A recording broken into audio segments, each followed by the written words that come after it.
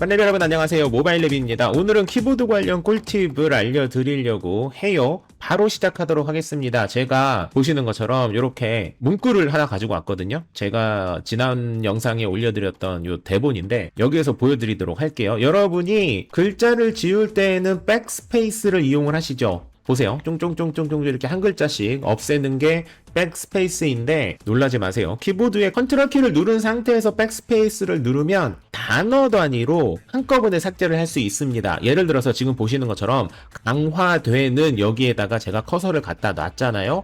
요때 그냥 백스페이스를 누르면 빈 공간까지 합쳐서 5번의 백스페이스를 눌러야 됩니다. 하나, 둘, 셋, 넷, 5.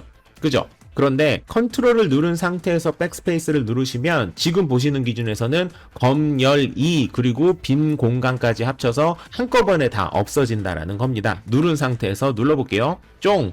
또 눌러볼게요. 그럼 각종이 없어지겠죠? 쫑!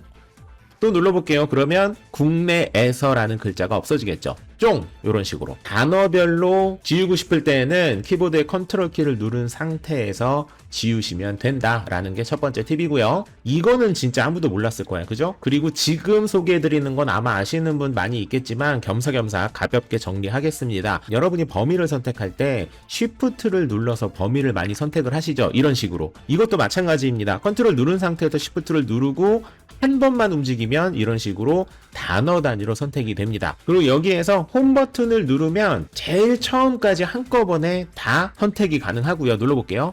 이렇게 되고요. 반대로 홈과는 정반대의 버튼이 있죠. 엔드 키를 누르시면 반대로 제일 끝까지 다 선택이 됩니다. 이런 식으로. 됐죠? 그래서 이 두 가지를 잘 활용하시면 좋을 것 같다. Shift 키 누른 상태에서 홈 버튼을 누르고 백스페이스를 누르면 이런 식으로 한 줄이 한꺼번에 없어지는 방법도 있다. 이런 식으로 응용을 하시면 되겠죠.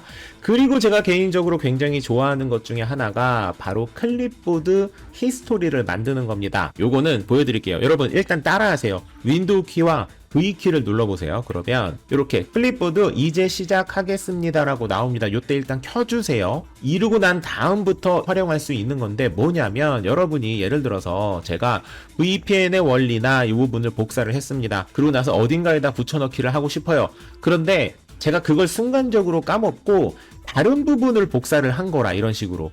이걸 복사를 또 해볼게요. 복사를 했어요. 그러고 나서 지금 붙여넣기를 하면 여기다가 제가 붙여넣기를 해볼게요. 붙여넣기를 하면 당연히 최근에 복사를 했었던 커다란 장점이 있지만 이 부분이 붙여넣기가 되겠죠. 그런데 제가 원하는 건 그 전에 VPN의 원리나 요거를 붙여넣기를 하고 싶었던 거예요. 어느 부분을 복사했는지를 안다면 별로 문제가 될 게 없지만 문장이 길거나 내가 어디에서 복사했더라 혹은 복사를 더 이상 할 수 없는 상황이 됐을 때에는 굉장히 당황할 수 있습니다. 그럴 때 아까 전에 눌렀던 윈도우 키와 V키를 누르시면 리스트가 이렇게 나와요.